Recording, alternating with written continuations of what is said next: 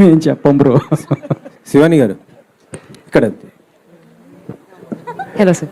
Little hearts తర్వాత కొద్దిగా gap తీసుకున్నా, అంటే చాలా టైం తీసుకుంటున్నాను మూవీస్కి. టైం అర్థం కాలేదండి. లిటిల్ హార్ట్స్ హిట్ అయింది కదా, అవునండి. అంటే వరుస కంటిన్యూగా మూవీస్ ఏం రావట్లేదు, అంటే కొంత టైం తీసుకొని సెలెక్టెడ్గా పోతున్నట్టున్నారు. మంచి సినిమాతో రావాలి కదండి. అంతేనా? అంతే అండి. దాంతోపాటు రెమ్యునేషన్ కూడా ఏదో కొద్దిగా పెంచుకున్నారు అనేసి అంత తెలుస్తుంది. లేదండి, అసలు అలా లేదు. అంతే, తక్కువ రెమ్యునేషన్. యా, అంతేనా? 6 నెలలు కూడా అవ్వాలి లిటిల్ హార్ట్స్ వచ్చి. Producer friendly actor. ఏంటండి 6 నెలలు కూడా అవ్వాలి లిటిల్ హార్ట్స్ వచ్చి. అదే కదా సార్, నేను అదే అనుకుంటున్నాను. గ్యాప్ ఇచ్చేయంటే ఎలా బతకాలి మేము అసలు? ఇంకా నెలకో సినిమాతో వచ్చామంటారు పాపం. మీరైతే నెలకో సినిమా రిలీజ్ చేస్తున్నారు. మాది వదిలేండి, అందుకే ఇక్కడి నుంచి కొంచెం గ్యాప్ ఇస్తాం.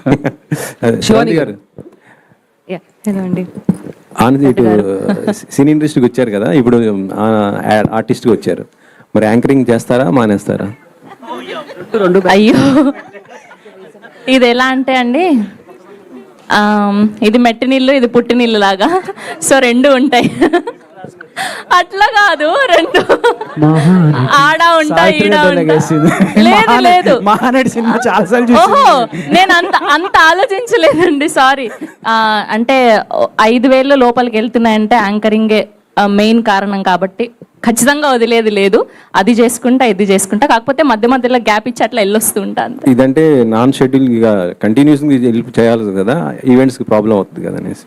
అవునండి, అందులో ఒకటి పెద్దది వచ్చిందండి. పాపం లక్ష్మి ఫోన్ చేసినప్పుడల్లా నేను లేను, ఈ సినిమా చేస్తున్నా, నన్ను ఒక 18 days డిస్టర్బ్ చేయకు నువ్వు అని చెప్పేదాన్ని లక్ష్మికి. ఆ ఒక్క దానికోసం ఫీల్ అయ్యాను. బట్ ఐఎమ్ వెరీ హ్యాపీ ఈ అవుట్పుట్ అంతా చూసిన తర్వాత. సుహాస్ గారు, శివాని గారు, సుహాస్ గారు ఇక్కడ. హలో అండి. Hi, congratulations.